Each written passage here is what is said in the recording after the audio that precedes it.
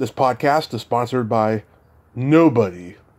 Hey dudes, welcome to Splat from the Past, the only 80s themed horror and sci-fi show where things could get totally radical. Now today, I will be welcoming a very interesting actor. His name is Joel Bennett. He's had small roles in movies like Escape from New York, the John Carpenter classic. He plays Gypsy number 4. It's celebrating its 40th anniversary this year. He'll be my second guest from that. He'll also be my second guest from Hellhole. I've talked to Marnine Fields about that movie with Judy Landers. And American Drive-In. I talked to Crystal Shaw about that a few years ago. Low-budget, underrated horror classic there. And he's also been a musician. I think he sings country music. I'm going to ask him about that.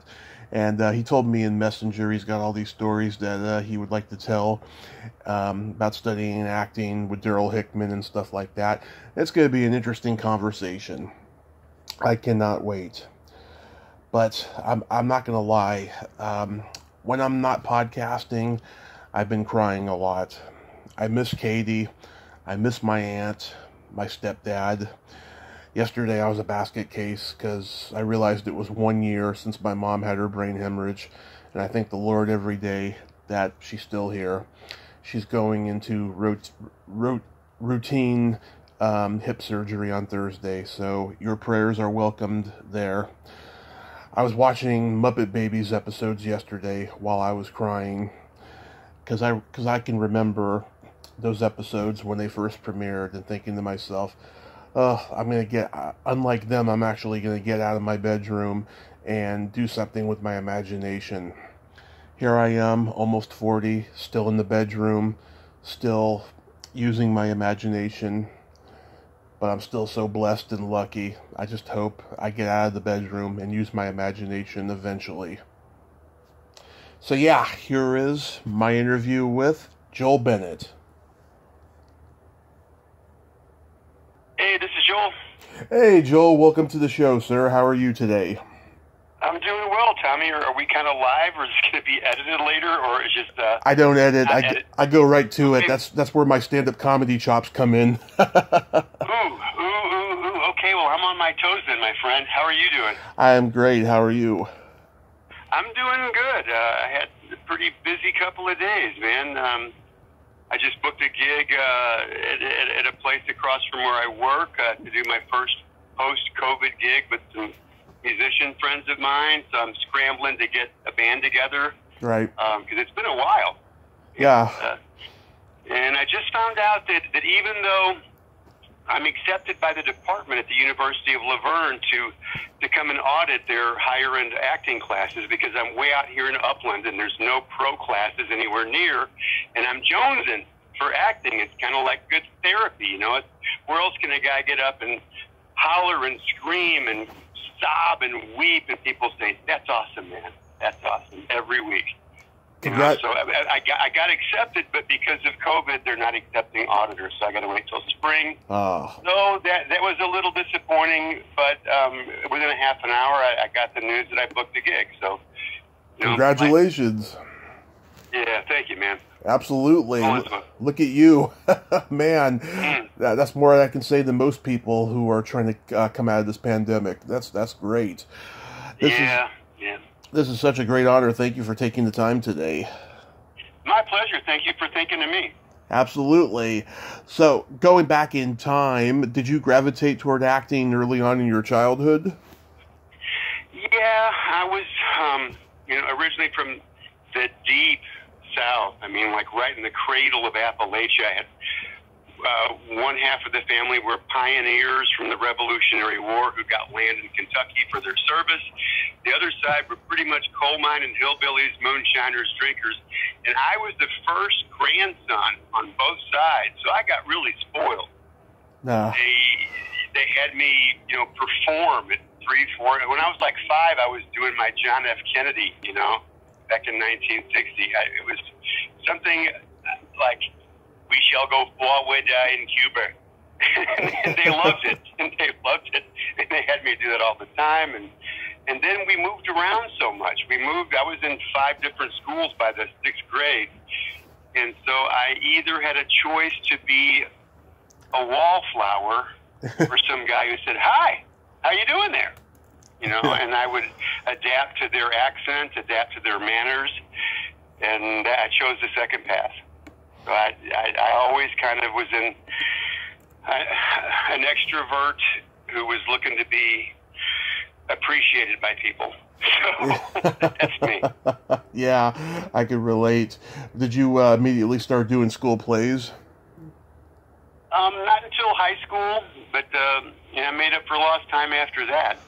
You know, musicals, South Pacific, Camelot. We made a musical out of The Wizard of Oz, which was a blast.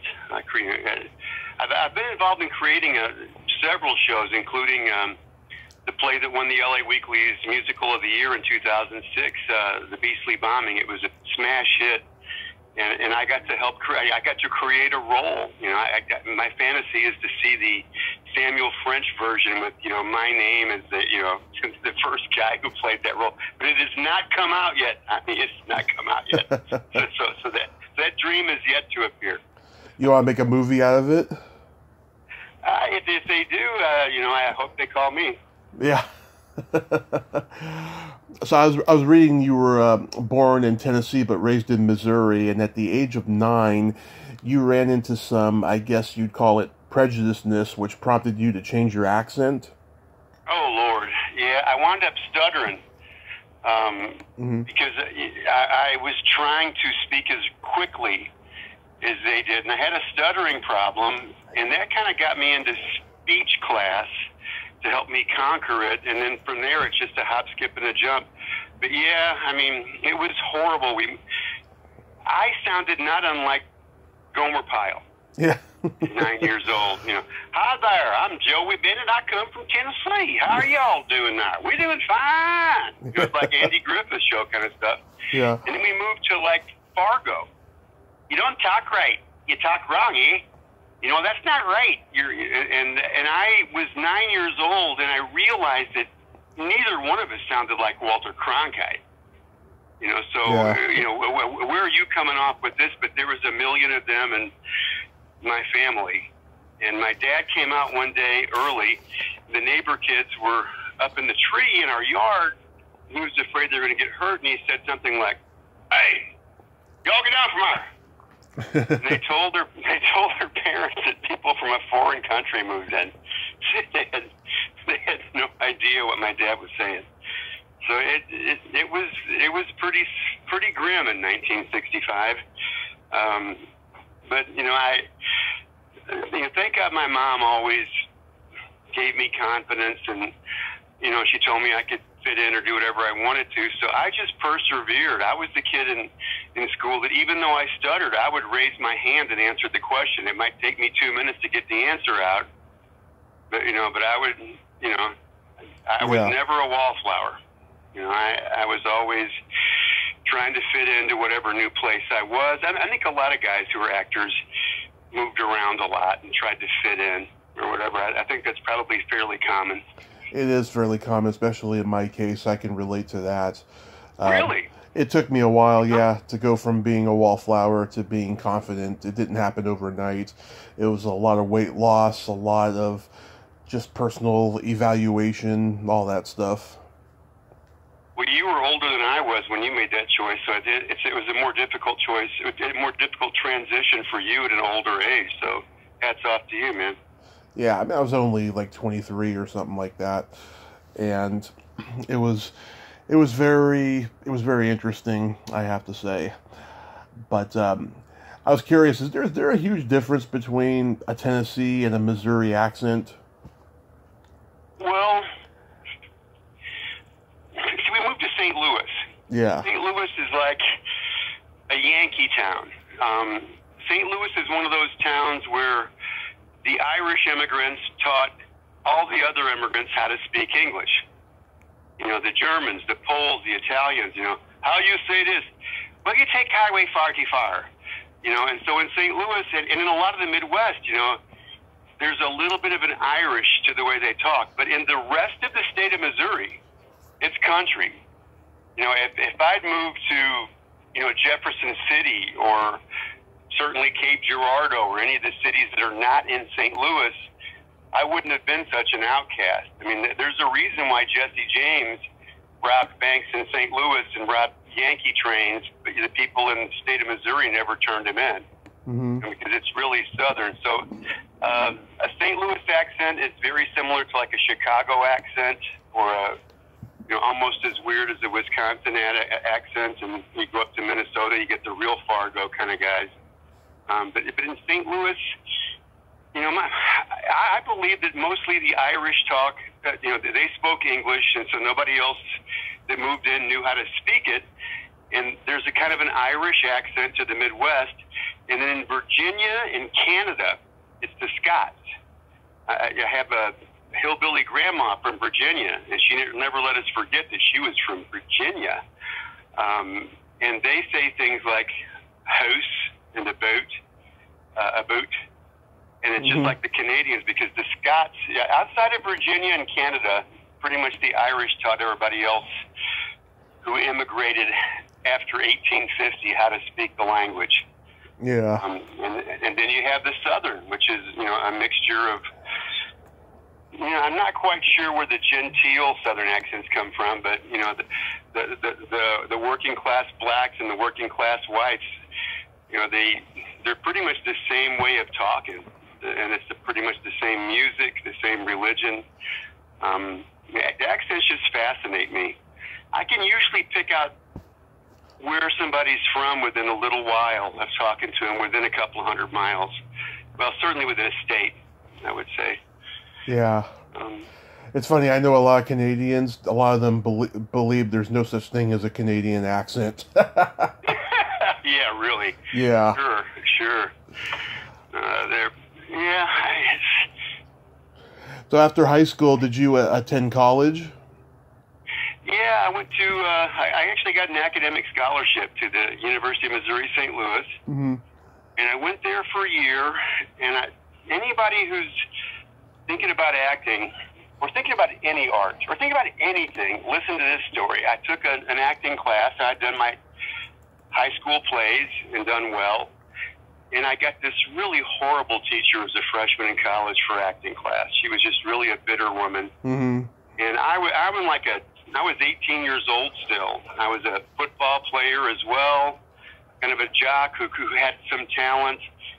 And she had me do The Lion in Winter with this woman who was this girl who was a little more experienced than I. And this is her critique, which is so rotten. It tells you how little she knew. Mm-hmm. Well, you know, she talked to the woman. I saw a lot of Katharine Hepburn in you, but Joel, I didn't see any Peter O'Toole in you. Now, what the hell kind of acting criticism is that? She wants me to copy Peter O'Toole, but anyway. Yeah. And so I'm reeling from that, and she says in front of the whole class, Joel, sometimes the kindest thing a teacher can tell somebody like you is, just give it up. You know, you'll never do it. You know, you don't have it. And I held it together until class was over, and I went outside and I hid in the bushes and wept. Mm-hmm. You know, so, and she got fired like a year later. And so the next year I went down to Southwest Missouri State in Springfield. And that was a really lucky move. Because the year I was there, my classmates included John Goodman, who's also from St. Louis. Nice. Kathleen Turner was there that year. Oh. One of my fraternity brothers was Al Corley. Big, good-looking, blonde-haired basketball. Do you know Al Corley or no? I know who he is, yeah. Yeah, he was a cocky son of a gun even then. And he was the original gay son on Dynasty. Yep. So think about what his career could have been if he hadn't been so cocky, because he got on the Tonight Show, and Carson said, you know, it's a really breakthrough character you got there, Al. You know, Al, don't hate me for this, because I'm just telling you the truth, my fraternity, my pledge brother. Yeah. But he said, yeah, I know, I want to do so much more with it, Johnny, but the producers are just copping out. You know, they're just a bunch of cops. Well, the producers was Aaron Spelling. Yeah. You know, you don't go on the Tonight Show and diss Aaron Spelling. And so, not surprisingly, in the off season, his character was involved in a horrible oil rig fire, and he was burned, and he had to come back with plastic surgery played by somebody else. So Al lost a lot of money because of that. Tess Harper was also there. She wasn't enrolled, but she did plays there. It was just, and I had this wonderful, after that horrible experience as a freshman with somebody who had no business being a teacher, had this wonderful professor named Dr. Howard Orms. He was a character, probably in his late 50s. He had a cigarette holder. Yeah. He wore a different colored ascot every day, and he had a doctorate from Yale Drama School, and he liked what he saw in me, and he encouraged me. I'll never forget John Goodman.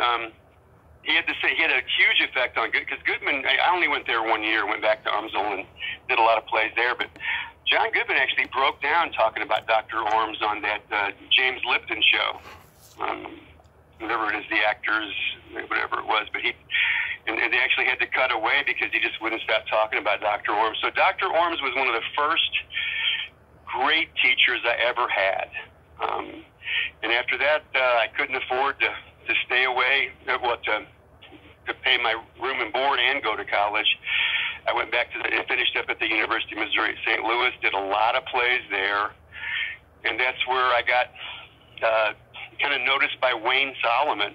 He became my first real mentor. He liked what he saw in me. He encouraged me to audition for the Children's Theater at this new theater company downtown called the Theater Project Company, and they became legendary.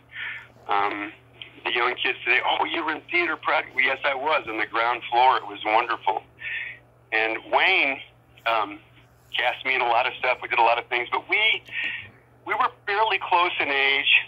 We were both straight guys who liked women. Yeah. And we had a little falling out. It wasn't terrible. We're friends today. But if I hadn't have been, if I'd gotten along a little better with Wayne, who knows?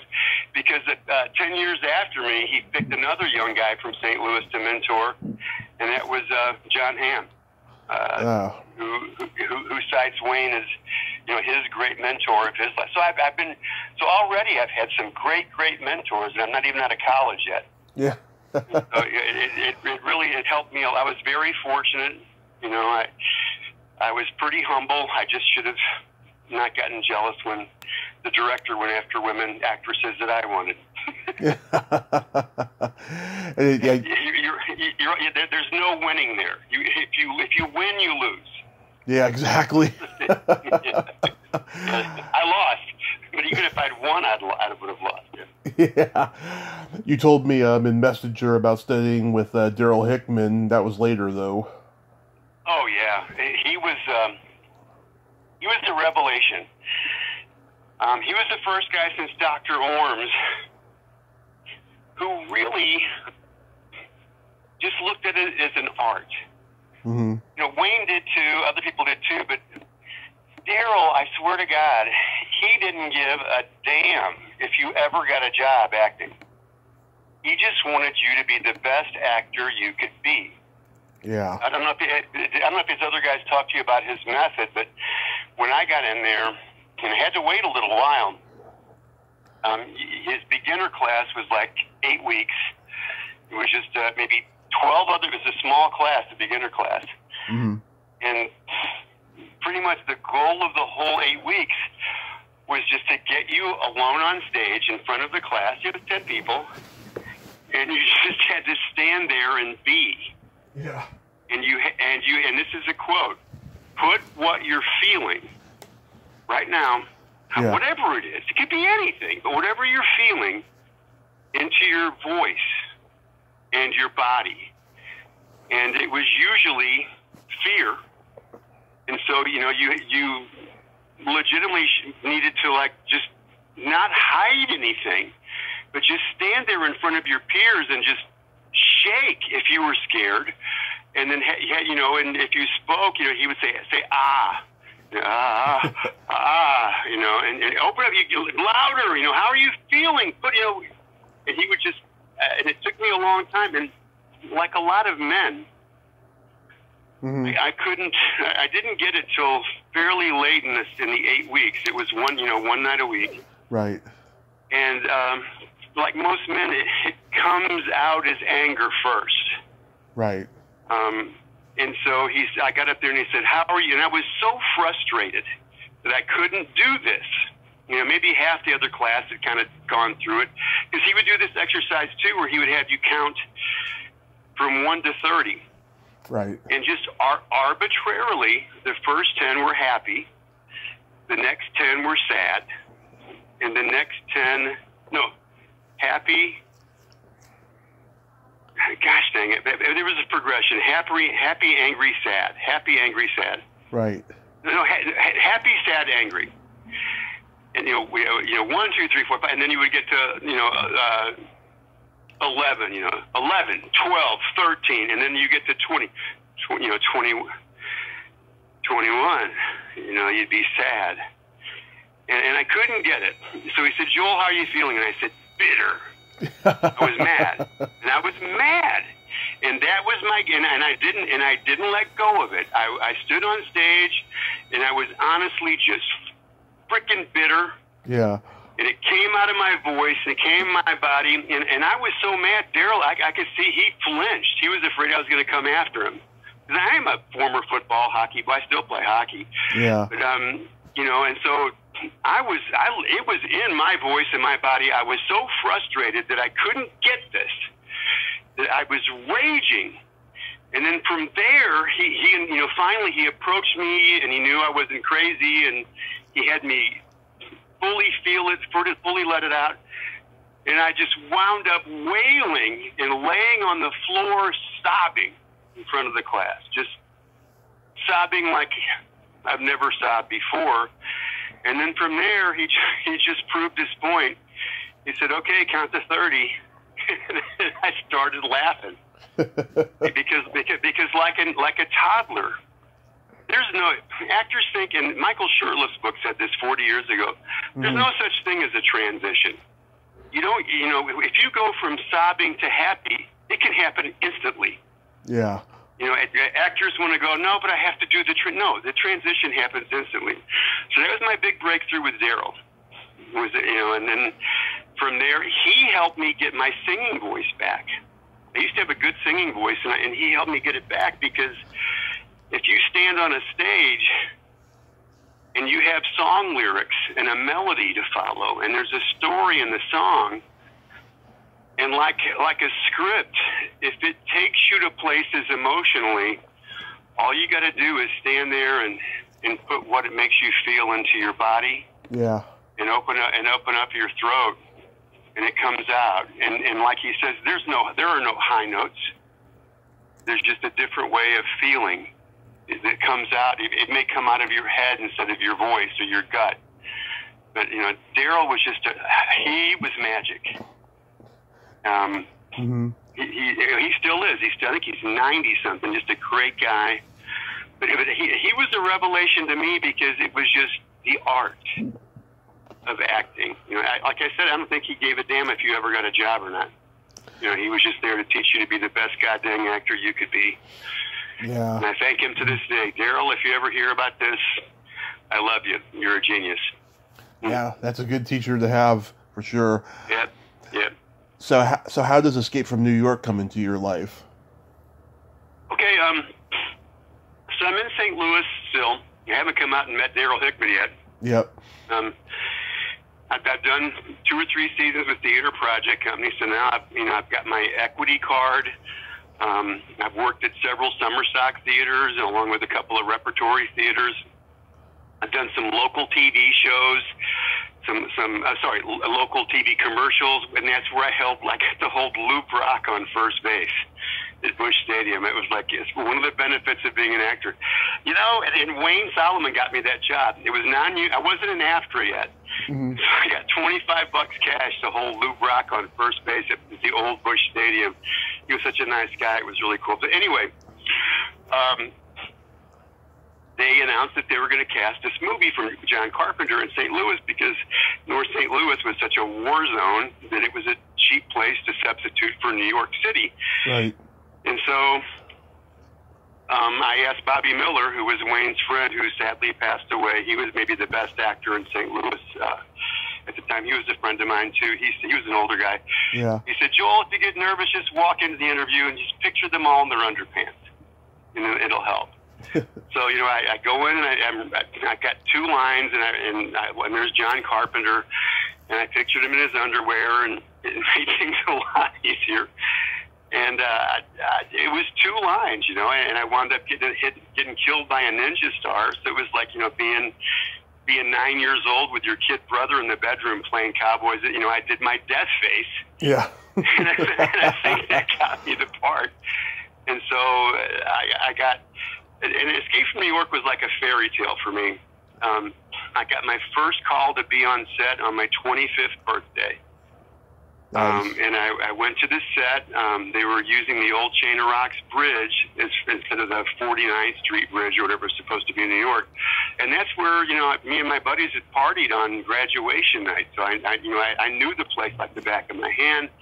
I was just an extra because Carpenter knew that I'd never been in a major motion picture before. So he had me be an extra. He had me do special business here. He had me be a stand-in. He had me be a double. I did all kinds of stuff for 2 weeks until they shot my scene.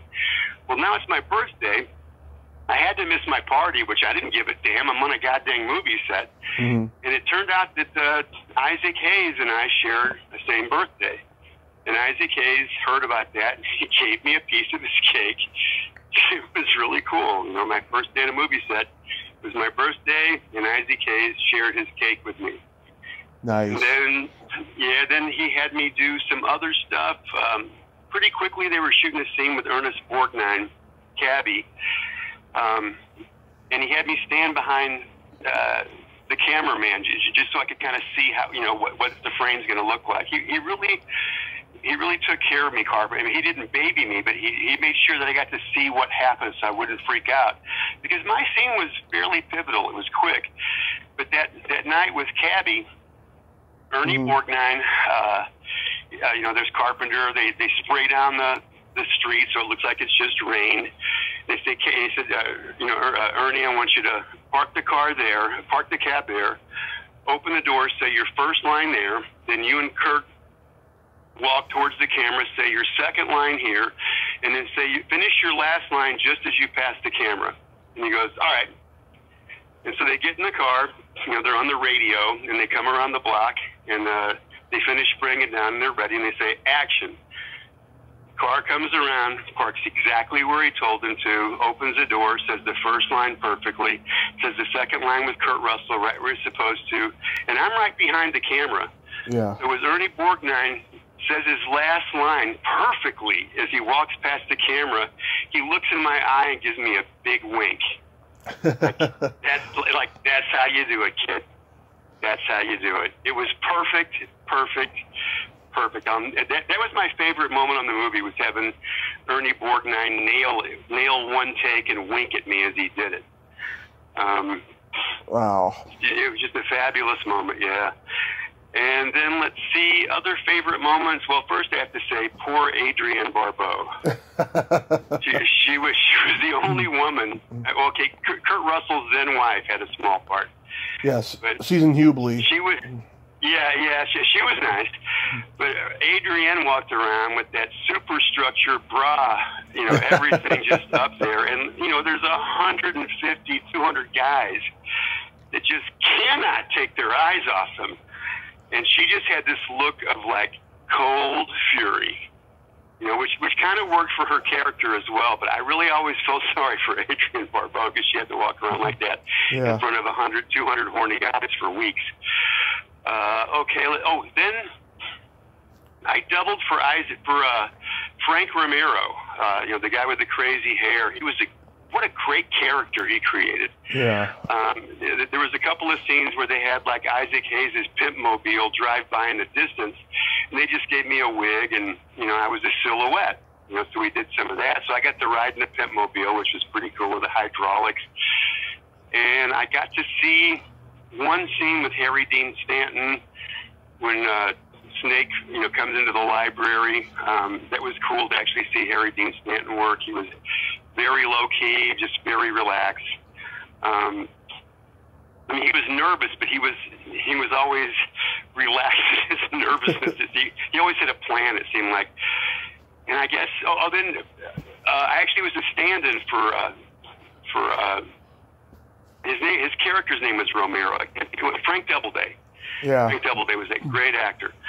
And so one time, they went into Union Station, and it was another weird thing, because Union Station was this abandoned, fabulous train station from like around the World's Fair when St. Louis was like the fourth biggest city in America. It's gorgeous, fallen into disrepair, and that's where the Theater Project Company were the only tenant there. So like now, I'm shooting a scene where I've done 10 plays.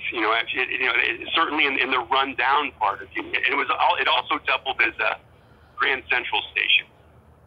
So we were in one of the rooms at Union Station, and they went inside, they rehearsed it, and they came out, and I don't know if your listeners know, but stand-ins basically, when the director, he gets the first team, the stars. Yeah. They come in, he talks about where he directs them. He tells them, you go there, say that line there, be there when you say that.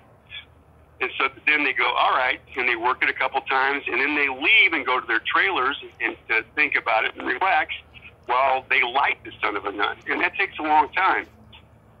So when they light it, they don't want the stars standing around, just wasting time, getting bored.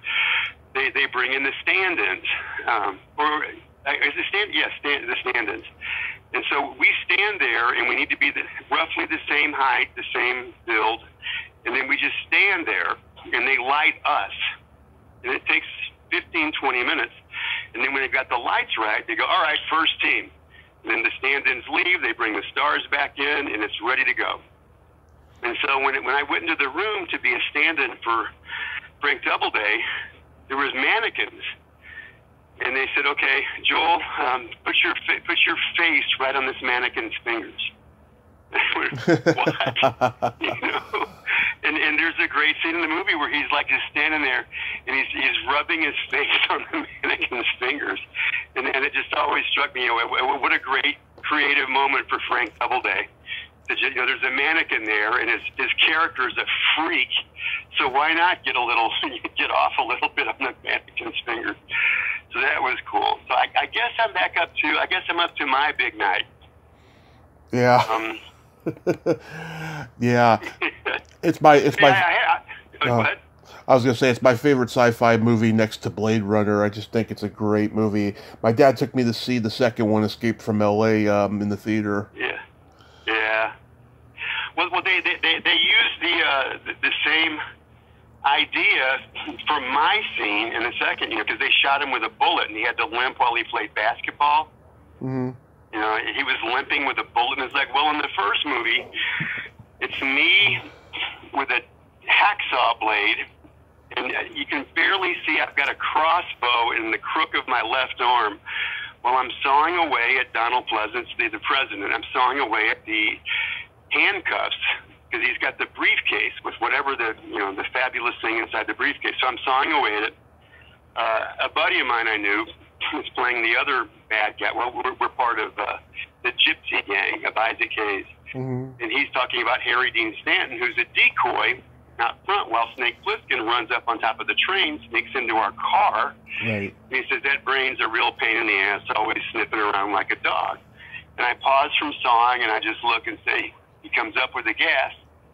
And then Kurt Russell sneaks in behind my back and breaks my colleague's neck. And as he's dropping him to the floor, I see Donald Pleasance's eyes grow wide, and I say, what are you looking at?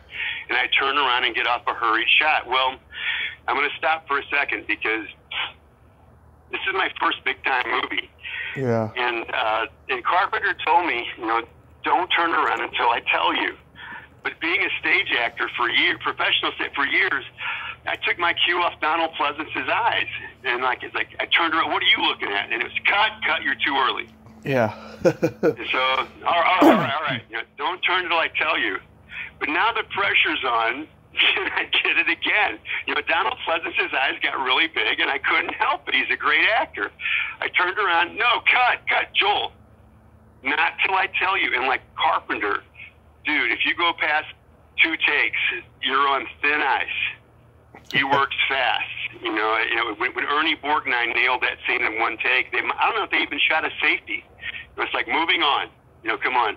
So now I'm on the 3rd take, and this is my big scene.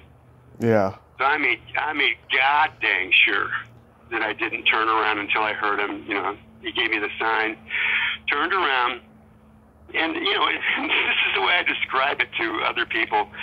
I got off a hurried left-handed crossbow shot, and I wounded Snake Plissken worse than anybody else in the whole movie. Right. He limped the whole second half of the movie because of my arrow. Now, stud that he is, Snake Plissken absorbed that crossbow shaft deep into his thigh muscle, but he whipped the ninja star into the middle of my forehead, and I croaked. Okay, I can tell you how that happened, which, you know, it'll take some of the magic out, or may make the magic better for people. I don't know. But as soon as I turned around, I pulled the trigger, and you would have laughed, Tom, because the arrow went about 4 feet. Yeah. You know, but the camera was on me, and all it showed was it starting to release and slide down the crossbow, and they cut. Then they marched me off to makeup again, and they glued a balsa wood half a ninja star into my forehead with putty, and it was painted silver like a ninja star. Right. Kurt Russell told me first thing, and by the way, Kurt Russell owes me a half a pack of Marlboro Reds. It's because he was all night long. Joe, I'm trying to quit, man. You know, can I get one? Yeah, I mean, my wife's over there. You know, don't let her see you. Give it to me. You know, so I swear to God, he bummed 6 Marlboro. Anyway, he was a really cool guy. He had a set of dumbbells just so he could get pumped for every take that showed his arms. Mm-hmm. And he said, "Okay, Joel, I'm going to throw a real ninja star at you. But there's a piece of plywood there. I've been practicing for weeks. You know, I'm a really good athlete. I'm not going to hit you." And so you know, he prepped me for this. So I come back from makeup with this big ninja star sticking out of my forehead, and I come back on the set, and they run like a tube up through my hair, which was kind of long, next to like an enema bag full of stage blood. And the prop guys got it, and when they say action, I throw my head back and they squeeze it. And so, you know, I'm there. It's like, action. I throw my head back. Sorry. So there was the blink of the pink of the arrow going 3 feet, but they stopped it just as the arrow released. I get back there. They've run a fishing line from where basically my hip is to a piece of styrofoam in Snake Plissken's thigh pocket, and they have a half of an arrow that's hollow, and that's on that fishing line, and that prop guy with a slingshot. Mm-hmm. So when they say action, I turn around, and they're shooting from like my knee, so you can't really see what's going on above that, and the guy fires that half of a crossbow arrow with a slingshot, sticks into his knee, and then, you know, Snake staggers, but then he doesn't fall, and he whips that ninja star. And Kurt Russell missed my head by 1.5 feet. He threw it perfectly high. From that shot, it looked like it was coming right at my head. It was beautiful. He missed me. It went right into a piece of plywood, buried itself about 1.5 inches.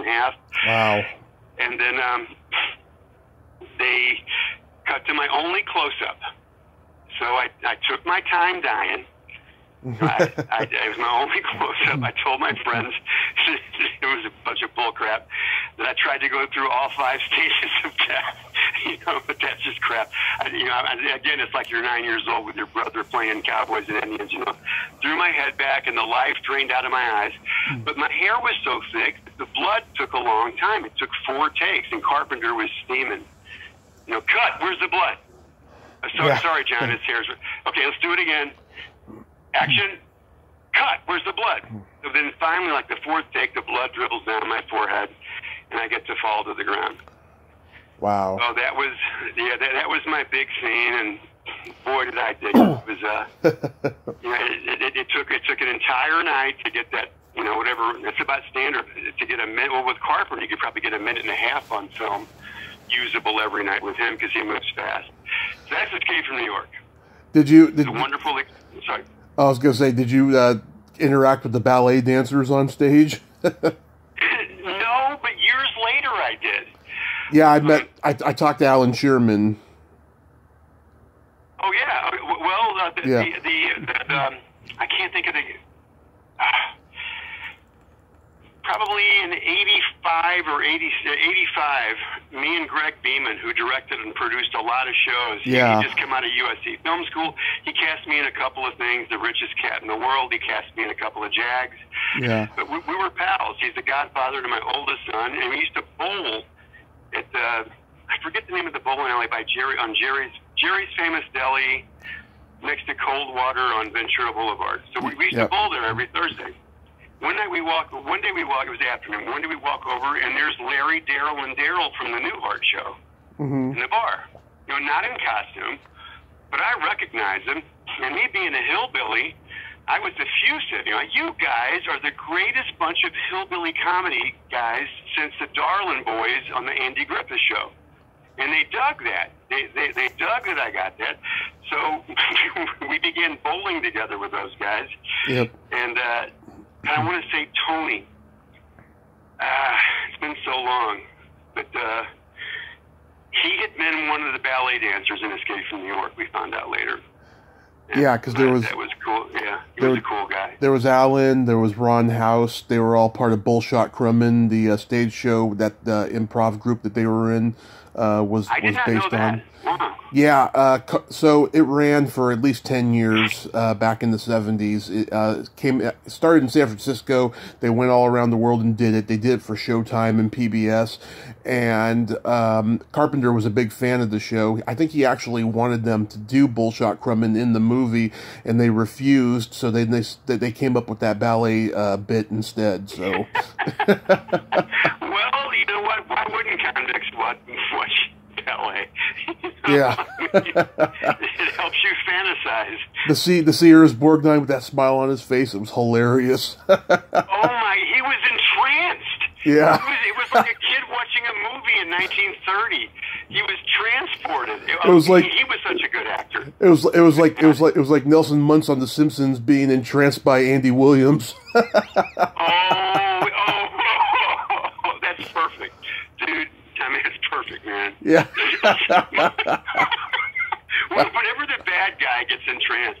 Oh, man, that actually reminds me, I did a Man of La Mancha at a big stage in St. Louis, the Westport place. So it seemed like 900 people, and Ed Ames played Don Quixote. Right. And I played mostly bad guys. I was a football player who looked like it.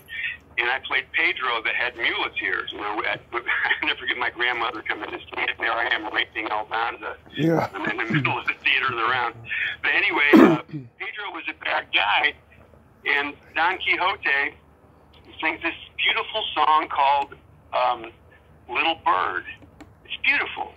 And it's so beautiful that he gets Pedro to sing along. Right. And I became like Nelson Muntz. I was singing Little Bird with Ed Ames. That's cool. Love acting. Yeah. You are my second guest from Hellhole. Oh my God, that's a horrible story, though. Really? Yeah, I hope it doesn't disappoint you. I've heard lots of disappointing stories, so go ahead. Okay. So I get cast because it was basically the same crew that did American Drive-In, and I was one of the. I got hired as a co-star, but after they saw the first week of dailies, they loved what I was doing. They said, "Joel, we're going to make you the fourth star." Mm-hmm. So yeah, that was a big deal in American Drive-In, such as it was. And they went on to do Hellhole, and I got cast. Mm-hmm. And they said, now this is a union film, Joel. American Drive-In was not. Are you union? I said, yeah. I said, I'm SAG eligible. I'm going to join. And I was. But I didn't join until the day before. And they'd run a check on me like 2 days before, and they thought I was lying. I showed up on set, and I got the coldest shoulders. And they kept me on set the full 8 hours to the minute, and then released me and didn't use me. Wow. So I'm actually not in Hellhole. I'm billed in Hellhole as an orderly. But, you know, and like as I walked away, Steve Posey, the DP, and some of the other crew guys went, see you, Joel. Sorry, man. You know, and I just walked away. You know, so I'm credited. I was on the set for a day, but it was I should have got my SAG card a couple of days before I did. I was eligible, but in those days it cost like $700 or $800, which is a lot of money. I think now it's probably $2,500 to join SAG. Yeah. And I put it off. I thought, well, if I show up with my SAG papers, I'll be fine. But they were not amused. Wow. Yeah. That's my only Hellhole story. Yeah, I talked to Marlene Fields, who plays Curry, the girl in the dining room who ends up being tortured. That's like her that and playing the biker chick in The Gauntlet, the Clint Eastwood movie. That's her two claims of fame as far as acting, because she's primarily a stunt woman in those days, and she has a lot of pride for both of those movies. I'm supposed to interview Judy Landers and her sister Audrey soon, so I'll get more on it from her. Yeah. B-movie royalty, the Landers girls. Man, oh man. Oh yeah, and TV royalty too. True. So, how does American Drive-In come to you? Because I did a goofy character based on a guy from my neighborhood in an improv in an acting class. One of my fellow students who I was pals with, the third AD. Now, you don't get much lower than third AD, especially on a non-union, low-budget film. Right.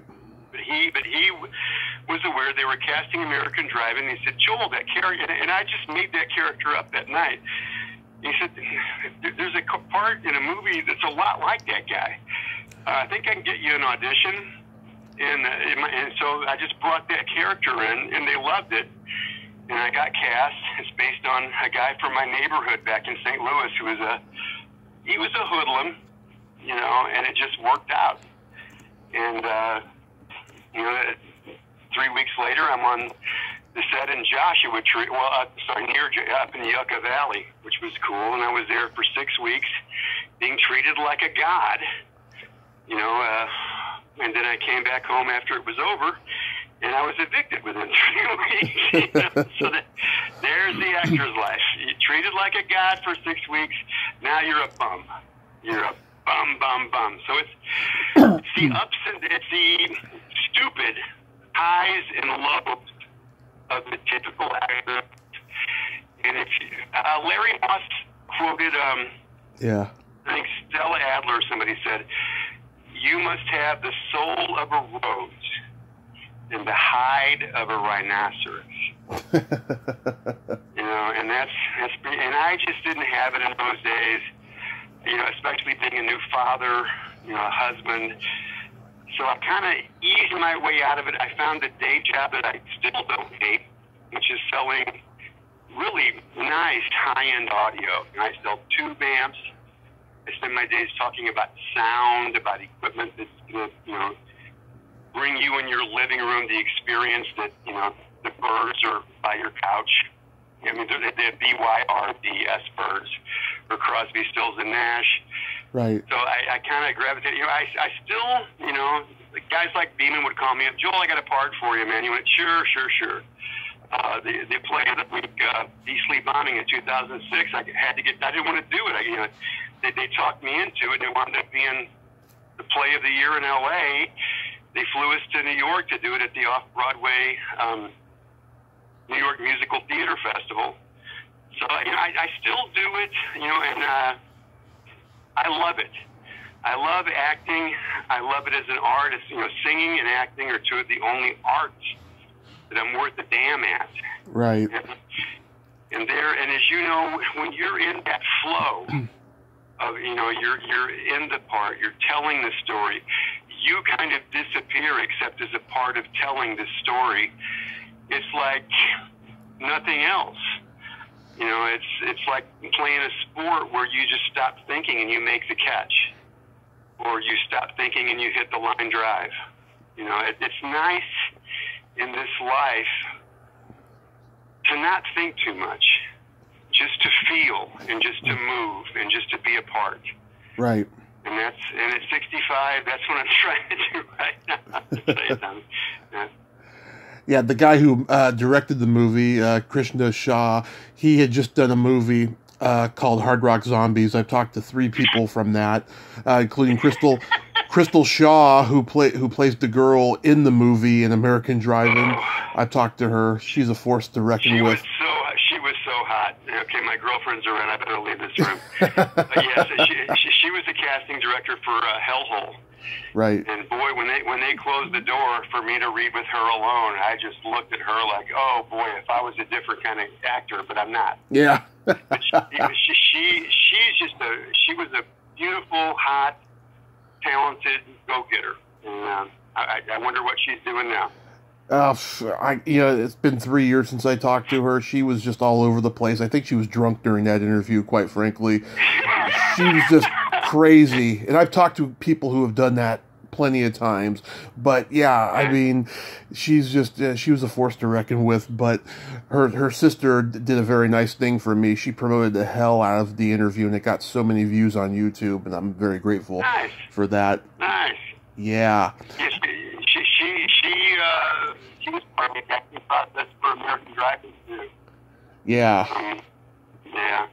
How was working with Phil Fondacaro? What a great guy. Yeah, he is. I've met him at a convention a couple years ago. He was there signing autographs at Monsterpalooza in Burbank, and his buddy Tony Cox came to visit him. Right, Tony got all of the attention. He's not even there signing autographs. I go over. Phil is just lonely sitting there while everyone's talking to Tony, and I went and I got his autograph and got a picture with him. He was cool. I would have loved to talk to Tony also, but he had so many people around him. You know, that's the power of Bad Santa. Yeah, no, it is, but it's nice as Phil, because he may have been the best thing in American Drive-In. Yeah, I think he was just wonderful. He was awesome. He was. How about working with Danny Nucci? He was like 9, 8. They were really cool. There was a beautiful little girl, Danny Nucci. Yeah. Just those 2. There might have been 3 of them, but they were all like 8 or 9 years old. And my character was really a sleaze, man. And so we're working out a scene where they do something. They distract me while the country girl knocks the gun out of my hand or something. The little kids actually, because my gang ran over their bikes. Yeah. They hate us. Yeah. They're cool little kids. And so they trick us, and they do it. And so like my hands are up, and they're like laughing. They go, "Little pricks." Yeah. And then it was an ad lib, and then Christian goes, "Well, then what happens?" I said, "Don't you have them say littler pricks?" so both those kids, Danny Nucci and the girl, are going, "Yeah, littler pricks." It's like a little kid thing to do. They were great. They were pros. They were, Yeah, because I don't know if they're making the same $50 a day in room and board that I was. Because I interviewed his wife, Paula Marshall. She's a force to reckon with too. She don't give a fuck. I think her goal is always to offend people, but she didn't offend me at all. I mean, she made me laugh. She was funny. Good. Yeah. Good. Emily Longstrength, whatever happened to her? Schizophrenia, man. Really? Yeah, she disappeared. Last I heard, was a homeless shelter in Manhattan, like 15 years ago. I've talked to a couple of people who have ended up in homeless shelters. Even I pretty much ended up in one as well a few years ago. But yeah, not unusual these days, man. It's not unusual, especially when you live in California. It's crazy. No, it's like, welcome. Here's your card. You're homeless now. Here's the union. Yeah. Man. So did you leave on camera acting for a while and just focused on theater? Yeah, I mean, part of my disenchantment with the whole acting thing. Mm-hmm. I mean, literally, okay, I finally got a good agent. Yeah. And persistence is the key in everything in life, as you know. I had an interview with this guy. He said, you're great. Come back and see me in a month or two. Came back and saw him. And by this time, my second visit, I got cast in American Drive-In. Before I could even say anything, he said, Joel, I'm looking in Variety, and there's this part you should read for. I think it's good for you. I said, I got that part. And I'm thinking now he's going to say, okay, we got a deal. And he said, good. Well, go ahead and shoot the movie. Come back and see me when it's over. And so I came back to say, so then the third time was a charm. He signed me. And this is back in the old days when, within a week of signing with Herman Zimmerman, he represented Ted Cassidy and he had a small stable. Ted Cassidy? And, I know. He was like a million-year-old guy who said, I got a colostomy bag right here, Joel. Oh. You don't want to be around. He was a great guy. But within a week, I was at the casting offices of Universal, I started getting some interviews, but then within 6 weeks, I was in final callbacks for the first one was Knight Rider.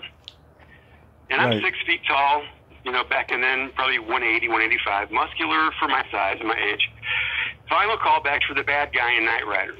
So it's me and two other guys. One of us is going to get this gig. It's probably 20 or 30 or 40,000 bucks plus residuals.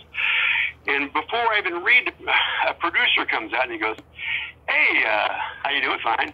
What are you reading for?" And I told him, he goes, "What?" And he said, "How tall are you?" And I said, 6 feet even. He goes, "Wow." And he takes me over to this. He says, "Come here." This Hasselhoff is like 6'4.5". At the end of this episode, you get in this fist fight, and he beats you up. It's just not going to look right. Because it was TV. This was the old Alan Ladd feature days. They dig a trench for him to stand in. And I could look. They don't have time for that in TV. So he thanked me, shook my hand, and I just left empty-handed. Then, like 6 weeks later, I'm at CBS Television City in Hollywood, and final callbacks for The Young and the Restless. This is like a 6-week, 12-week recurring role as the leader of a group of bank robbers. And that's right up my alley. I play bad guys all the time. And same thing, there's like me and two other guys. One of us is going to get this gig. It's going to give them a lot of exposure.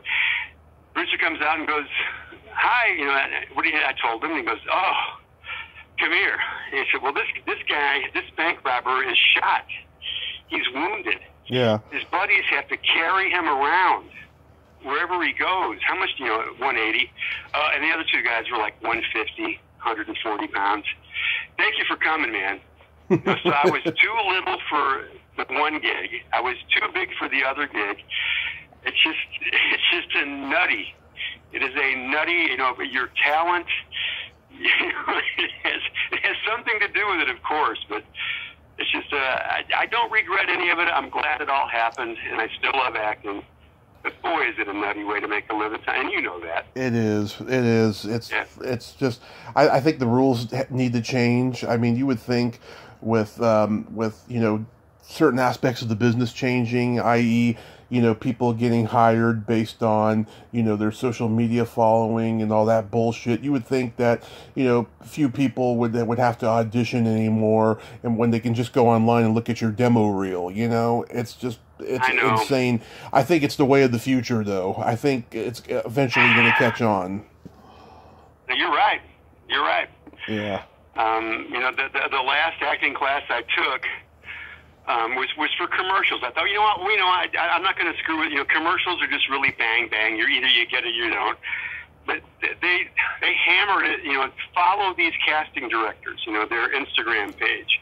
Make sure, get as many followers of your own as you can.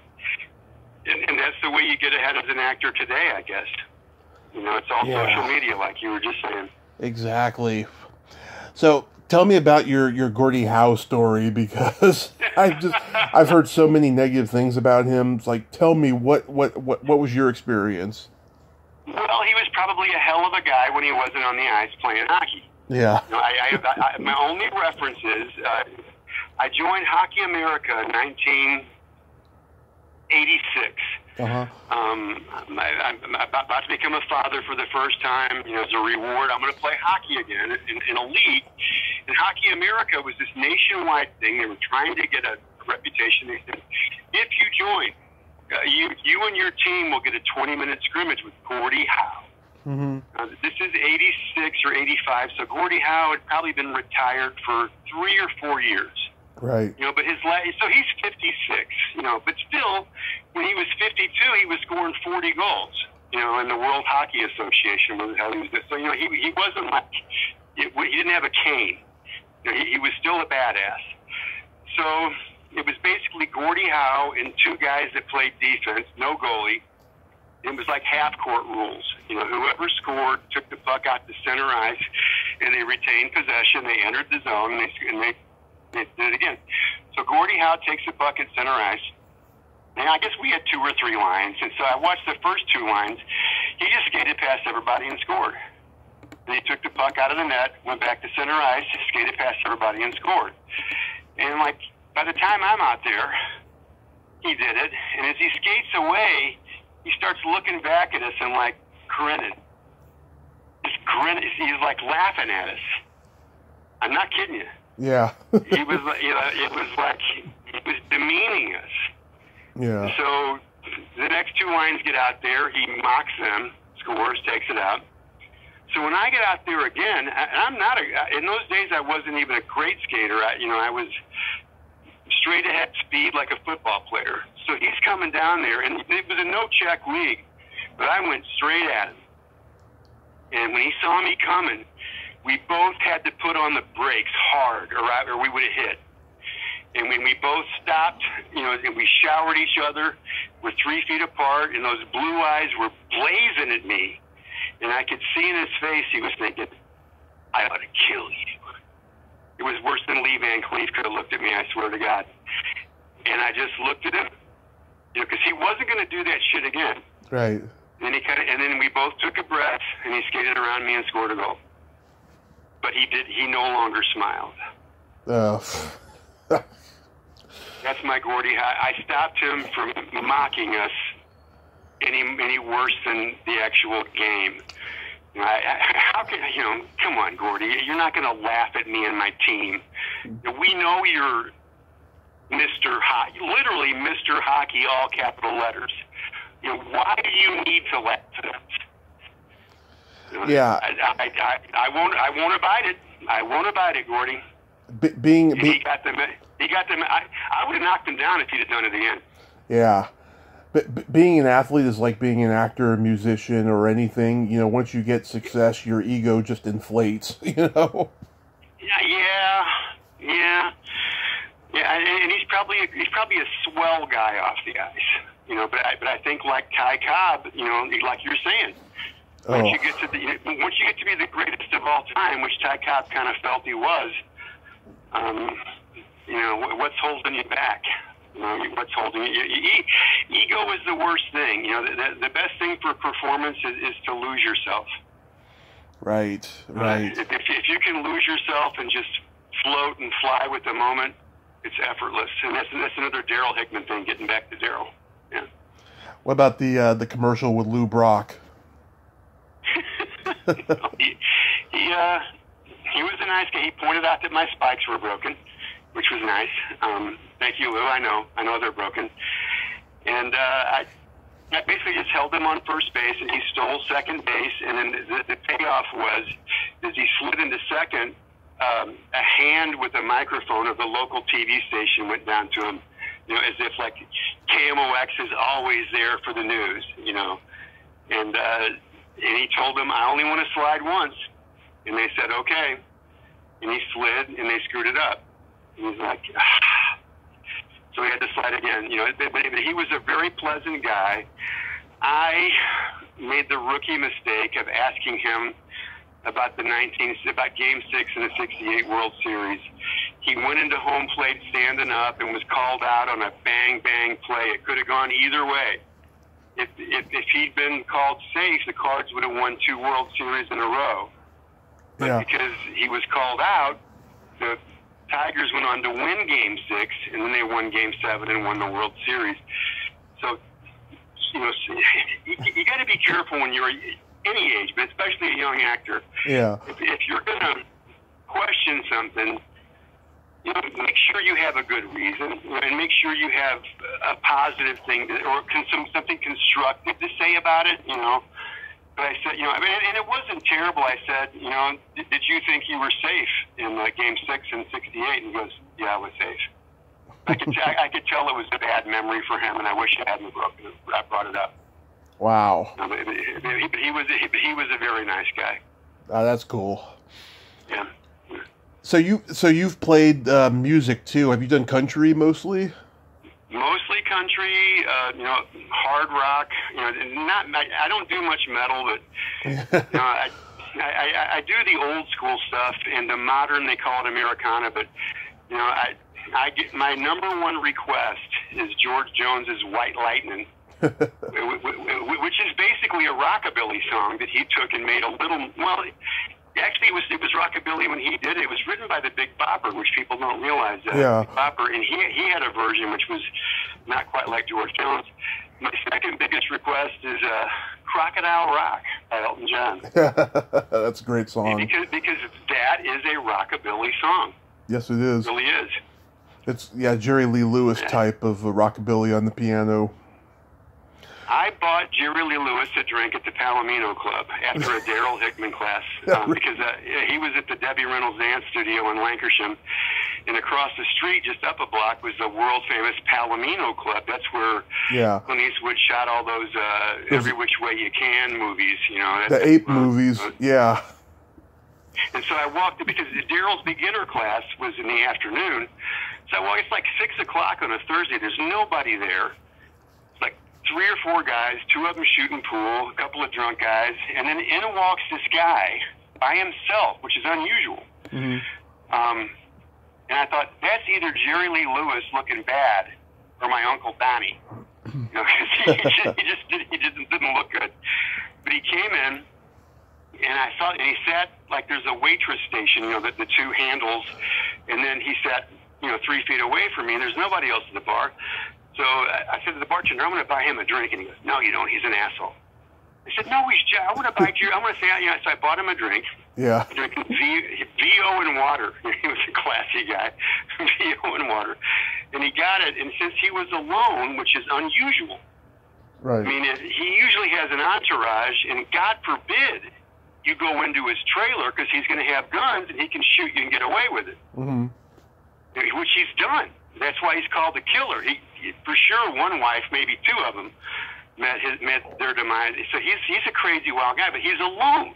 Right. Now he's looking for an ally. I don't know why he was there. Maybe he had a drink or something. But he reached over to shake and he shook my hand, and as I shook it, he bent down and went, "You're a powerful man." You know, like he's trying to make my friend. You know, and he complimented me. So we talked for a while. One of the things we talked about was that. His first cousin, Jerry Lee Lewis, Jimmy Swaggart. I was in a gospel quartet back in 1970 in North St. Louis. We were terrible, but we would play different revivals. You know, we would sing On the Jericho Road and have a little talk with Jesus. And, you know, we weren't terrible, but we weren't very good. And one time we did this revival in Eureka, Missouri, and I wondered why the front 2 rows were all teenage girls with short skirts. And then they used to bring out of town evangelists in for revivals. You know, you'd bring in a big name. But he wasn't famous then. And this big, tall-looking, handsome guy with a head of hair like Jesus, like God, it was Jerry Lee Lewis. Right. And did you have time for me to tell you just a little bit more about Jerry Lee? And then? Oh, of course. Of course. Okay, so I'll never forget his sermon. Yeah. Because he wound it up with, and nobody, he wasn't famous then. My first cousin is Jerry Lee Lewis. And because of that, I had access to all the Opry stars. Yeah. One night I was backstage at the Grand Ole Opry. And I seen Miss Patsy Kleiner sitting there with a great big glass of whiskey in her hand. And I said, Patsy, put that whiskey down. And she said, Jimmy, I can't. I can't.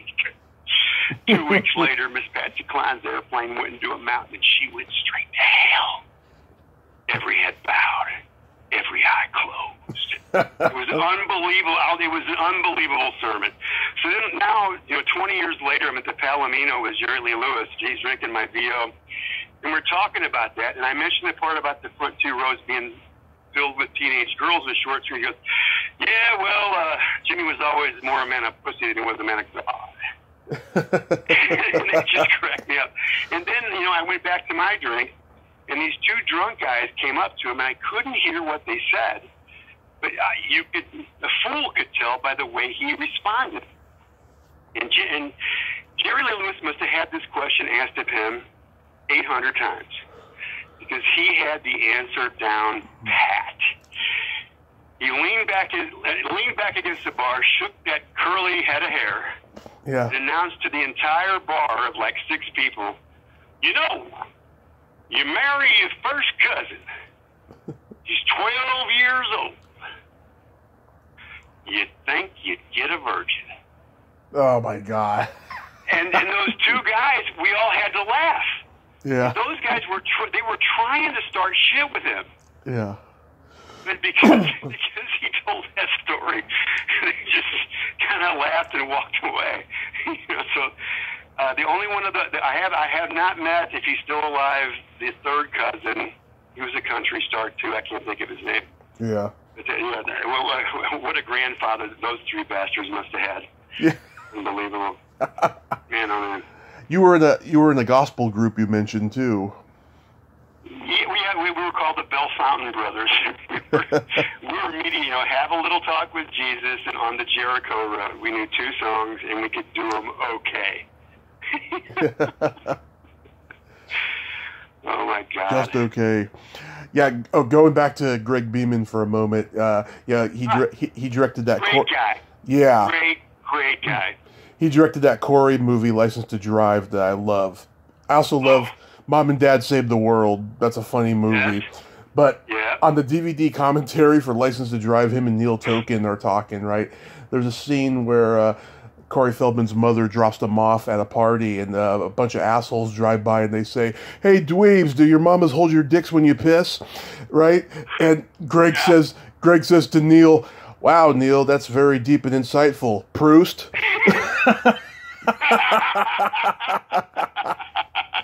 I love that. Oh man, Greg Beeman is a saint. He's just a great guy. Really good guy. So you mentioned before those projects you got coming up. Is there anything else upcoming you have? No, I mean, I'm pretty happy in my 60s in this big house in Upland at the foot of Mount Baldy, Mount San Antonio. It kind of reminds me of my youth in the Smoky Mountains. Mm-hmm. I'm just over the county line into San Bernardino County for the first time in 37 years. I'm not in LA County. And I'm taking it easy. I'm going to book some gigs. I was disappointed that because of COVID, I can't be a part of the University of Laverne Theater program. But I'll tell you the truth, I would love, if it happens, to do a main stage play there, because big time university theater, the production values, I mean, they've got lights, they've got a stage, they've got costumes, they've got helpers, they've got crew, they've got everything, and doing 99-seat equity waiver stuff, or even off Broadway. I mean, the production values are iffy, but I'm really looking forward to just kind of semi-retirement, doing Johnny Cash and Jason Isbell songs and George Jones songs occasionally, and doing the occasional play out here. That's going to be me riding off into the sunset with a dang smile on my face. Nice. Yeah, I mean, playing music, so many people out in LA, especially actors, play music. I think it's great that they have something else they can do, when they can't get an acting job. Oh, yeah. Well, the musicians at least can do a $60 gig 5 times a week. It's cash money, and whereas an actor, you're either making a lot of money or you're going months waiting tables. Right. If you're lucky. So in some ways, because it's musicians. It's tough being in front of a bar. With the wrong bar crowd. They're not paying attention, and that's a challenge too. Is if you're depending on what you're doing, to be in a bar and get the crowd quiet.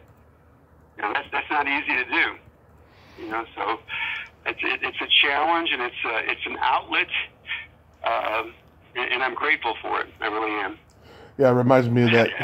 Go ahead. I was going to say, I used to go to the Joe. I used to have a regular gig at the Viva Fresh restaurant in Burbank. It's next to the.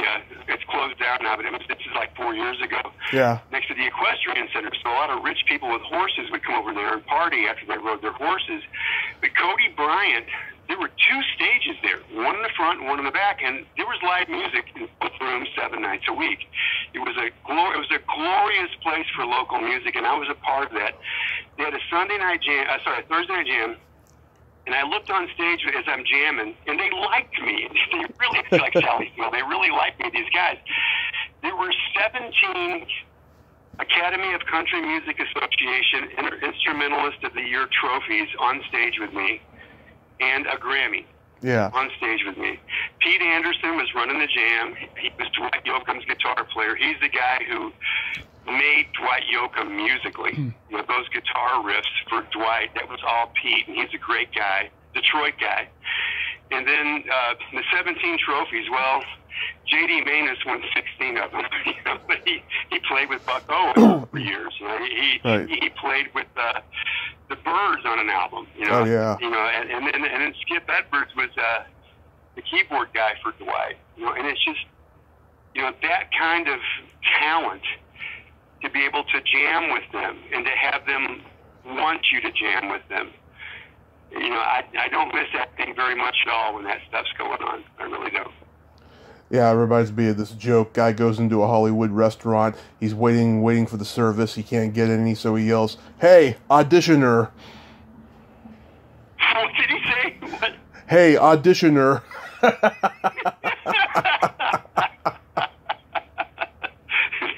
he got served. No, then he got thrown out. Yeah. Okay. Okay. Sorry, man. I'm slow sometimes. No. I've been enjoying a pint or 2 of Guinness. Forgive me if I'm fading now. I'm sorry, man. Yeah. You got to be somewhere at 3, right? Or you got to leave by 3. Well, by 3:10, I got to get out of here. All right. Okay. All right. Well, I'll give you time to go to the bathroom before you leave, since you're drinking Guinness. I went before we started, brother. Awesome. I'm a goddamn pro. This ain't my first rodeo. Well, this has been a lot of fun, Joel, and I thank you so much for coming on today. I hope, you get all your gigs and you keep playing your music, and eventually you get a really good acting role. Well, thank you very much, man. You are a wonderful guy. You're doing a wonderful thing. Oh. You know so much history, and you